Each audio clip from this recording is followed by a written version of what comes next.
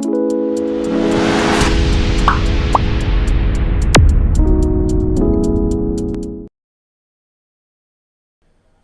फटना, जी हाँ, एक ऐसा शब्द जो आपके मन में हमेशा कुछ न कुछ कंफ्यूजन जरूर लेकर आता होगा।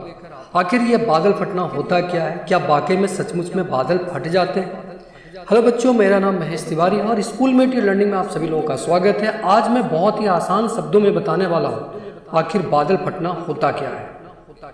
बादल फटना शब्द अखबारों, टीवी और सोशल मीडिया पर बहुत ज़्यादा इस्तेमाल होने लगा है।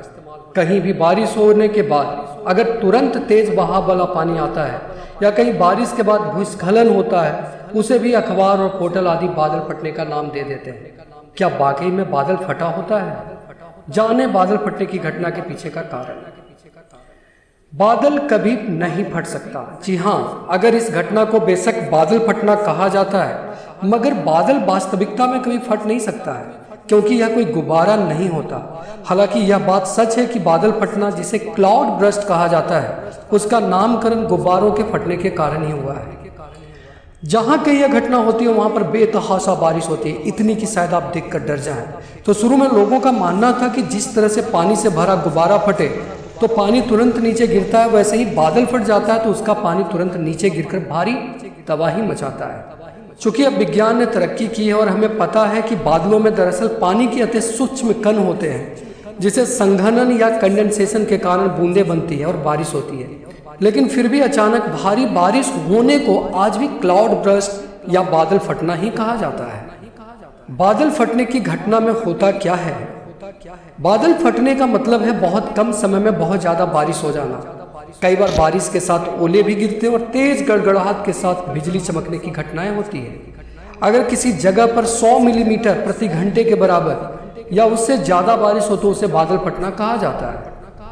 ऊपर जो स्टैंडर्ड बताया गया वह स्टैंडर्ड माना जाता है, हालांकि अलग अलग देशों में इसके लिए अलग अलग पैमाने तय किए गए हैं। एग्जाम्पल के लिए अगर स्वीडन की बात करें तो स्वीडन में अगर 1 मिनट में 1 मिलीमीटर बारिश होती है या 1 घंटे में 50 मिलीमीटर या उससे ज़्यादा बारिश होती है तो उसे स्काई फॉल का नाम दिया जाता है, जो कि क्लाउड बर्स्ट के समान अर्थ में इस्तेमाल किया जाता है। इस बारिश से होता क्या है? जब कभी बादल फटने की घटना होती है तब कुछ ही देर में 25 मिलीमीटर तक बारिश हो जाती है। इस घटना में कुछ ही देर में 1 वर्ग किलोमीटर इलाके में 25,000 मीट्रिक टन पानी बरस सकता है।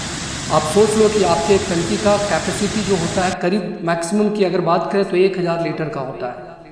अचानक एक ही इलाके में इतनी भारी बारिश होने के कारण पानी को जमीन के अंदर जाने या नदी नालों तक धीमी रफ्तार तक पहुंचने का समय नहीं मिलता। इस कारण होता यह है कि बाढ़ जैसे हालात पैदा हो जाते हैं। नदी नालों में अचानक ही पानी बढ़ जाता है, जिसे फ्लैश फ्लड कहा जाता है। जमीन का क्षरण होता है और तुरंत बहने लगती है। पेड़ पौधे तक उखड़ जाते हैं और ढीली जमीन में स्खलन होना शुरू हो जाता है। नतीजा भारी तबाही। अचानक इतनी बारिश कैसे होती है? अचानक भारी बारिश तभी होती है जब कभी गर्म हवा का हिस्सा ठंडी हवा के संपर्क में आता है। जब थोड़े गर्म बाष्प कण अपेक्षाकृत ठंडे बाष्प कणों से मिलते हैं तो कंडेंसेशन की रफ्तार तेज हो जाती है और तेजी से पानी की बूंदें बड़ा आकार लेकर बरसने लगती है। भारत और आसपास के देशों में बादल फटने की घटनाएं अक्सर मानसून में होती है, जब बंगाल की खाड़ी और अरब सागर से उठे बादल हिमालय में आकर बरसते हैं। 1 घंटे में 75 mm तक बारिश होती है। हालांकि यह एक मिथक ही है कि बादल फटने की घटनाएं तभी होती है जब बादल अचानक पहाड़ या किसी भूभाग से टकरा जाए। मैदानी इलाकों में भी ऐसी घटनाएं होती हैं।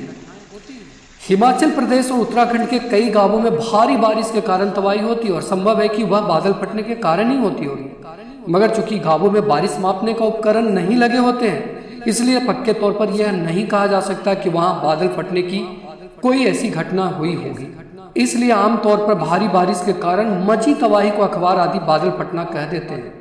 बच्चों, मैंने आपको बादल फटने के बारे में सब कुछ बता दिया। आपको कैसा लगा आप जरूर कमेंट में बताना। और किसी टॉपिक के बारे में आपको कुछ जानना है, कुछ आइडिया लेना है तो आप मैसेज करके मेरे को बता सकते हो। चलिए, थैंक यू।